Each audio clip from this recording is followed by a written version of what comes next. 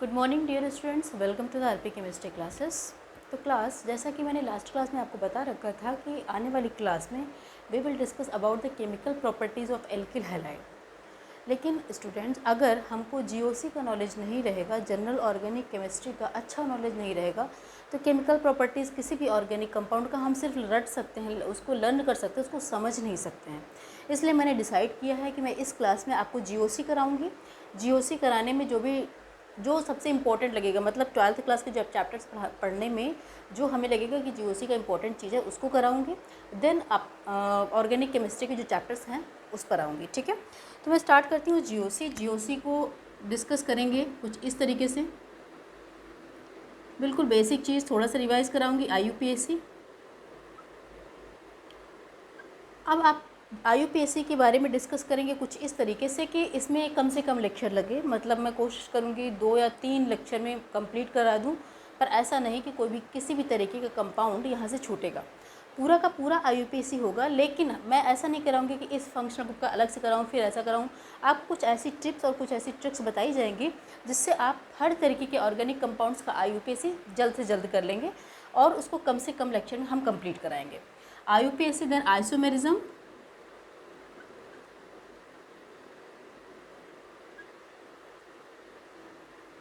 Then third part आएगा electronic displacement,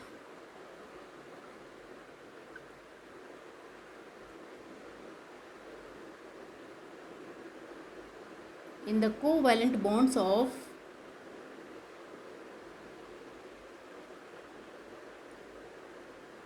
organic compound। International chemical congress, ICC का full form international chemical Congress.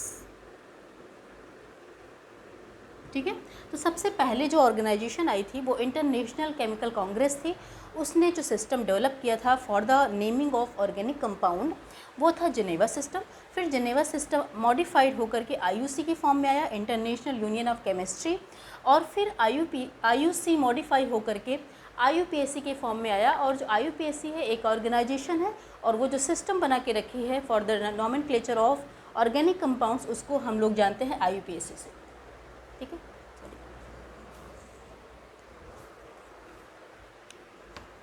तो ये तो छोटा सा इंट्रोडक्शन हुआ आईयूपीएसी का। अब जैसा कि मैंने आपको कहा है कि आईयूपीएसी में कोशिश करूंगी कम से कम लेक्चर में कंप्लीट कराने की।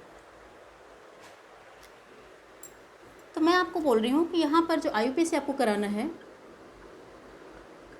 इसके लिए आपको छोटे से फॉर्मूला दिमाग में रखना है। That is a secondary prefix, primary prefix, root word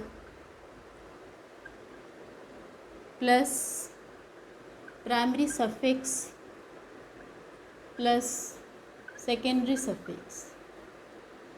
okay class, देखें सबसे पहले रूट वर्ड पे आते हैं या वर्ड रूट पे आते हैं, है ना। तो वर्ड रूट जो होता है ये शो करता है कि आपका जो प्रिंसिपल चेन है, जो मेन चेन है, उसमें total number of carbon atoms कितने हैं। जैसे मान लीजिए कोई भी कंपाउंड है तो किसी भी फॉर्म में हो सकता है, जैसे मान लीजिए कुछ इस तरीके से, ठीक है, या फिर कुछ इस तरीके से। इसका मतलब तो आप समझ सकते हैं, बॉन्ड लाइन स्ट्रक्चर है। इस तरीके के स्ट्रक्चर को क्या बोलते हैं? Bond line structure. अगर आप इसको ब्रेक करके शो करते हो तो कुछ इस तरीके से, देखिए जितने भी कॉर्नर हों, देखिए जहाँ पे भी आपको कॉर्नर दिख रहा है वहाँ पे आप कार्बन शो कर लो। ठीक है, अब कार्बन की बैलेंसी को सेटिस्फाई करना है। कार्बन की बैलेंसी टोटल कितनी होती है? 4। कार्बन मैक्सिमम 4 बॉन्ड बना सकता है। इस कार्बन ने ऑलरेडी 1 बॉन्ड बना रखा है, अभी इसके पास 3 बॉन्ड और बन सकते हैं। तो मैंने क्या किया, तीनों पर हाइड्रोजन लगा दिया। इस कार्बन को देखेंगे 2 बॉन्ड ऑलरेडी है, 2 बॉन्ड अभी और बन सकता है। तो मैंने क्या किया, 2 हाइड्रोजन लगा दिया। इस कार्बन के पास 2 बॉन्ड है, 2 नहीं है, 2 हाइड्रोजन लगा दीजिए। इसी तरीके से 2 हाइड्रोजन हो जाएगा, 2 हाइड्रोजन हो जाएगा, और लास्ट में 3 हाइड्रोजन। कुछ नहीं करना है, सिर्फ कार्बन के पास टोटल 4 बॉन्ड होने चाहिए, आपको बस ये शो करना होता है। तो इस तरीके के स्ट्रक्चर को आपने जो पूरा ओपन करके लिखा हुआ है, और अगर आप इसको कुछ इस तरीके से कंडेंस कर दें, जैसे CH3, सी के पास 3 हाइड्रोजन है, CH3, ठीक है, देन CH2, देन वापस CH2, देन वापस CH2, ठीक है। कितने CH2 हैं? 1 2 3 4, 1 2 3 4 और वापस आपको क्या है यहाँ पे CH3।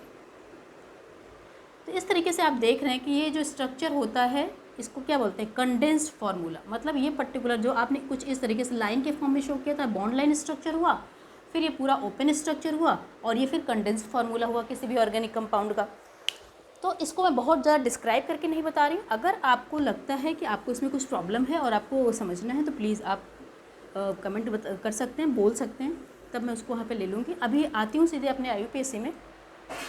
तो रूट वर्ड ये बताता है कि किसी भी कंपाउंड में कितने नंबर ऑफ़ कार्बन एटम है प्रिंसिपल चेन में। जो आपका मेन चेन है, जो प्रिंसिपल चेन है, प्रिंसिपल चेन को हम कैसे डिसाइड करेंगे, कैसे हम पता करेंगे कि यही चेन प्रिंसिपल चेन है, वो आगे रूल्स में पढ़ेंगे। तो प्रिंसिपल चेन में कितने नंबर ऑफ़ कार्बन है वो हम देखेंगे। अगर मान लीजिए 1 कार्बन है, meth, eth, pro, but, pent, hex, hept, oct, non, dec, undec, dodec, ठीक है। ये तो नंबर ऑफ़ कार्बन एटम हो गया। अब मैं यहाँ पे ब्रैकेट में देखिए ए लगा रही हूँ हर जगह पे, यहाँ तक कि कोई बात नहीं, यहाँ पर ए लग रहा है। इसका क्या मतलब ये मैं आपको बताती हूँ अभी।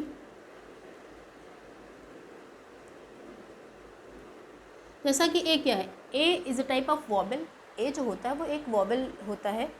तो जब रूट वर्ड के लास्ट में वॉबल आता है और आपको लगता है जो प्राइमरी सफिक्स है उसमें भी पहला वर्ड जो है वो भी वॉबल है, रूट वर्ड के लास्ट में वॉबल है और प्राइमरी सफिक्स का जो फर्स्ट वर्ड है वो वॉबल है। अगर कोई ऐसा केस बनता है तो रूट वर्ड का जो वॉबल होगा उसको क्या किया जाएगा? नेग्लेक्ट कर दिया जाएगा। जैसे मान लीजिए यहाँ पे मैंने लिखा ब्यूट और प्राइमरी सफिक्स में मान लीजिए कोई भी वर्ड आ रहा है, मान लीजिए एन करके आ रहा है, ये अभी बताऊंगी मैं आपको। अभी सिर्फ एक आपको समझने के लिए बता रही हूँ कि प्राइमरी सफिक्स में मान लीजिए एन आ रहा है, यहाँ पे भी वॉबल आ रहा है, यहाँ पे भी वॉबल आ रहा है, तो अपन क्या करेंगे कि ब्यूटा का जो ए वर्ड है, जो वॉबल है, उसको नेग्लेक्ट कर दिया जाएगा और ये BUTANE ब्यूटेन के फॉर्म में आ जाएगा। तो यहाँ पर जो ए लिखा है उसका मतलब ये है कि इन वर्ड्स में लास्ट में ए आएगा अगर प्राइमरी सफिक्स का पहला वर्ड वॉबल नहीं है तो। और अगर प्राइमरी सफिक्स का पहला वर्ड वॉबल में आ जाता है तो रूट वर्ड का जो लास्ट वाला वॉबल होगा उसको नेग्लेक्ट कर दिया जाएगा। इसका सिंपल सा मीनिंग सिर्फ यही है। चलिए देन प्राइमरी सफिक्स पे आती हूँ, प्रीफिक्स पे आती हूँ। यहाँ पे देखिए प्रीफिक्स का मतलब क्या है कि IUPAC में जो भी रूट वर्ड के पहले वाला पार्ट होता है उसको हम प्रीफिक्स बोलते हैं, ठीक है। IUPAC नॉमेनक्लेचर में रूट वर्ड के पहले जो भी पोर्शन है, जो भी पार्ट आ रहा है उसको प्रीफिक्स, नाम से पता चला ना, प्री मतलब रूट वर्ड के पहले जो भी आएगा उसको प्रीफिक्स बोलेंगे। अब प्रीफिक्स भी 2 तरीके का हो रहा है, एक सेकेंडरी प्रीफिक्स, दूसरा प्राइमरी प्रीफिक्स। तो सेकेंडरी प्रीफिक्स जो होता है सब्स्टिट्यूएंट्स, सेकेंडरी प्रीफिक्स शो करता है सब्स्टिट्यूएंट्स को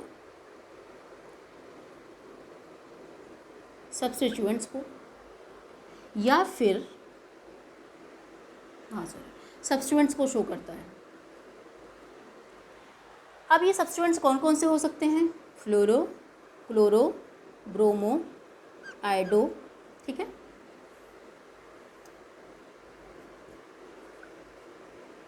फ्लोरो, chloro, bromo, iodo, methyl, ethyl, methoxy, ethoxy, ठीक है। कुछ मेन सब्स्टिट्यूएंट्स जो बहुत ही नॉर्मल सब्स्टिट्यूएंट्स आ रहे हैं उनको मैंने यहाँ पे डिस्कस किया है। Methyl, ethyl, methoxy, ethoxy. ठीक है, ये तो आपके सब्स्टिट्यूएंट्स हो गए जो बहुत ही कॉमन होते हैं, मतलब जो फंक्शनल ग्रुप के फॉर्म में कभी रहते ही नहीं। क्लोरो, क्लोरो, ब्रोमो, आयोडो, ये हमेशा ऐसे ही रहेंगे, हमेशा ये प्रीफिक्स के फॉर्म में ही रहते हैं। ठीक है, मेथिल, एथिल, मेथॉक्सी, एथॉक्सी, इनको हम सेकेंडरी प्रीफिक्स ही बोलते हैं, इन्हें हम कभी सफिक्स के फॉर्म में नहीं ला पाते हैं। इसी तरीके से प्राइमरी प्रीफिक्स की बात करें तो प्राइमरी प्रीफिक्स में आपका शो करता है कि जो कंपाउंड है वो साइक्लिक है या नहीं। तो साइक्लो हो गया, साइक्लो का ही एक फॉर्म है बाईसाइक्लो, ये भी आ सकता है, और स्पाइरो ये भी आ सकता है। ये तीनों वर्ड इसमें आ सकते हैं सेकेंडरी प्रीफिक्स में, साइक्लो, बाईसाइक्लो, स्पाइरो। साइक्लो मतलब एक साइकिल के फॉर्म में अगर कोई कंपाउंड है तो वो साइक्लो हो गया। इसी तरीके से अगर एक साइकिल और है जो कि एक दूसरे से साइड में अटैच है, साइड में, ये भी साइकिल है, ये भी साइकिल है, ये भी साइक्लिक कंपाउंड है, ये भी साइक्लिक कंपाउंड है, लेकिन ये दोनों एक दूसरे से किसी साइड से अटैच है। ठीक है, एक साइड जो है वो उन दोनों में कॉमन हो गई है, तो इनको क्या बोलेंगे, बाईसाइक्लो कंपाउंड। लेकिन मान लीजिए कोई दो रिंग इस तरीके से हो कि दोनों रिंग एक दूसरे से कॉर्नर पे अटैच हों। ठीक है, एक कॉर्नर पे अटैच हो, साइड पे अटैच ना हो, कॉर्नर पे अटैच हो। अगर दो रिंग एक दूसरे से कॉर्नर पे अटैच रहते हैं तो इस तरीके के कंपाउंड को क्या बोला जाएगा, स्पाइरो। ठीक है, अगर one cycle cyclo, two cycle bicyclo, और अगर दोनों रिंग एक दूसरे से कॉर्नर पे अटैच हैं तो उसको क्या बोलेंगे, स्पाइरो। तो आपने समझा कि रूट वर्ड नॉर्मली ये बताएगा कि प्रिंसिपल चेन में total number of carbon atoms कितने होंगे। देन सेकेंडरी प्रीफिक्स, आपका जो नॉर्मल सेकेंडरी प्रीफिक्स आ रहा है यहाँ पे, वो यहाँ पे बताया गया, जो बहुत ही नॉर्मल, मतलब जो सब्स्टिट्यूएंट्स के फॉर्म में ही हमेशा मिलेंगे, वो यहाँ पे बताया गया। अभी बहुत सारे ऐसे सफिक्स भी हैं, जब आपको पॉलीफंक्शनल ग्रुप, मतलब कोई ऐसा ऑर्गेनिक कंपाउंड जिसमें एक से ज़्यादा फंक्शनल ग्रुप है, तो वहाँ पे ऐसा होगा कि एक को मेन सफिक्स मान लिया जाएगा और दूसरे को प्रीफिक्स की तरह ट्रीट किया जाएगा, वो यहाँ पे आगे बताया जाएगा। और प्राइमरी प्रीफिक्स ये बताता है कि जो कंपाउंड दिया गया है वो साइक्लिक है या फिर ओपन चेन स्ट्रक्चर है, एसाइक्लिक फॉर्म में है। अब साइक्लिक में भी तीन तरीके का हो सकता है, सिर्फ वन साइकिल है तो साइक्लो, दो साइक्लिक रिंग एक दूसरे से अगर साइड पे अटैच हैं तो बाईसाइक्लो, और अगर दो साइक्लिक रिंग एक दूसरे से कॉर्नर पे अटैच हैं तो स्पाइरो हो गया। आपने इतना देखा।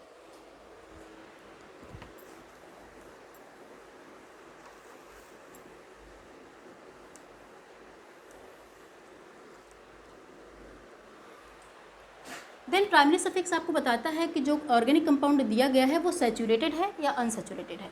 हाइड्रोकार्बन जब आप पढ़ रहे होंगे, अगर आपको हाइड्रोकार्बन में भी कोई दिक्कत है या फिर आपको इन सब चीज़ों में दिक्कत है कि सैचुरेटेड कैसे है, अनसैचुरेटेड कैसे है, तो प्लीज़ आप इसको ज़रूर बताएं कमेंट बॉक्स में, कमेंट डाल के, वहाँ पे उसको मैं वापस करा दूँगी। प्राइमरी सफिक्स में देखें, अगर सैचुरेटेड है सिंगल बॉन्डेड, अनसैचुरेटेड है दो हो सकता है, या तो डबल बॉन्डेड या तो ट्रिपल बॉन्डेड। ठीक है, प्राइमरी सफिक्स शो करता है कि जो ऑर्गेनिक कंपाउंड है वो सैचुरेटेड है कि अनसैचुरेटेड है।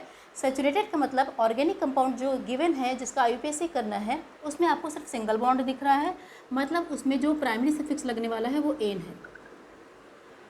ठीक है, then double bond, triple bond में अगर डबल बॉन्ड है तो इन, और अगर ट्रिपल बॉन्ड है तो आइन। अब आते हैं अपने सेकेंडरी सफिक्स पे। सेकेंडरी सफिक्स जो होता है ये शो करता है फंक्शनल ग्रुप को।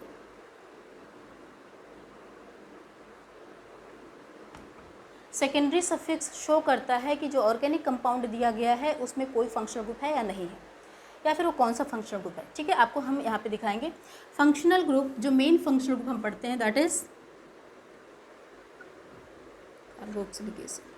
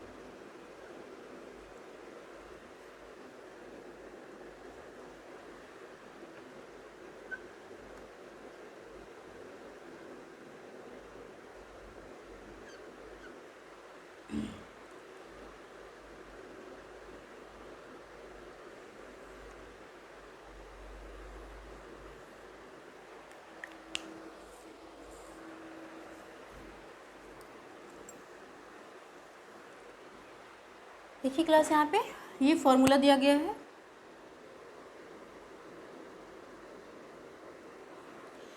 इसको बोलते हैं COOH। This is carboxylic acid, carboxylic acid.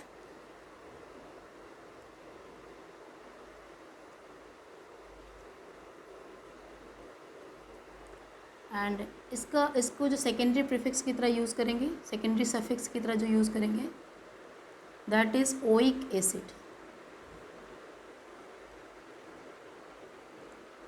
That is oic acid. SO3H, SO3H का वैसे काम नहीं पड़ेगा आपको, बहुत रेयर आएगा, फिर भी आप जानते हैं, इसको आप इस फॉर्म में भी लिख सकते हैं। This is the sulphonic acid.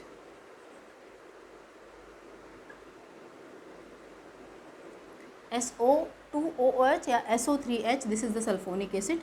This is the Easter, sorry this is the anhydride. Anhydride को जब भी हम सेकेंडरी सफिक्स की तरह यूज़ करेंगे, किस तरीके से यूज़ करेंगे? एल्केनोइक एनहाइड्राइड।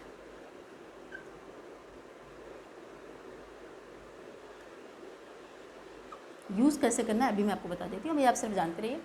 एल्केनोइक एनहाइड्राइड, एल्केनोइक मतलब एल्केन का मतलब समझ में आपको आ रहा होगा, कितने नंबर ऑफ कार्बन है, 1 कार्बन, 2 कार्बन, 3 कार्बन, इस तरीके से, और एनहाइड्राइड लास्ट में आपको लगा देना है, सेकेंडरी सफिक्स। ये क्या है? ईस्टर, ठीक है। इसको कैसे आप सफिक्स की तरह किस तरीके से यूज़ करोगे?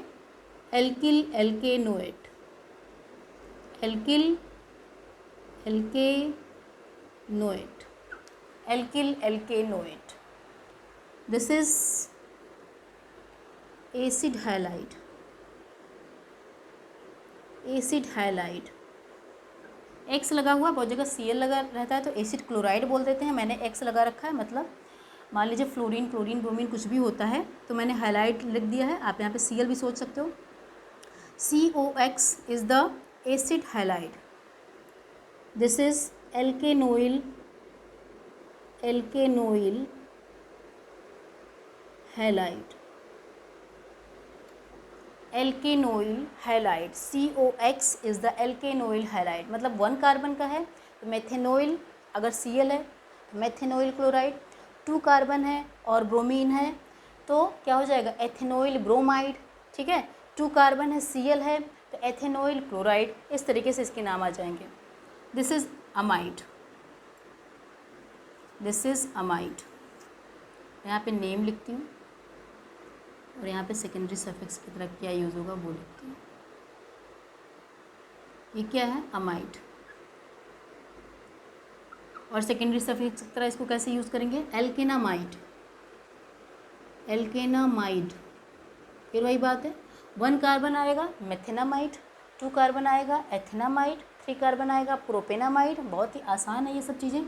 दिस इज CN, CN कैसा ग्रुप है? Cyanide group, cyanide group. और सेकेंडरी सफिक्स की तरह कैसे यूज़ करेंगे इसको? Nitrile, nitrile, this is nitrile.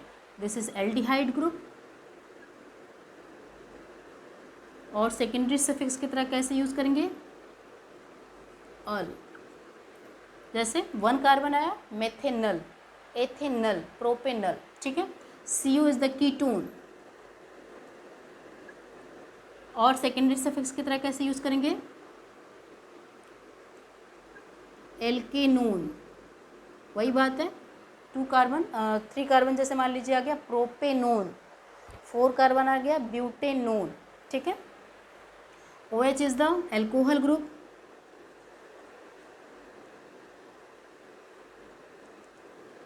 ठीक है। OH is the alcohol group. इसके लिए क्या आएगा? ऑल, क्या आएगा? ऑल। दिस इज द थायो एल्कोहल, थायो एल्कोहल। OH है एल्कोहल, SH है थायो एल्कोहल।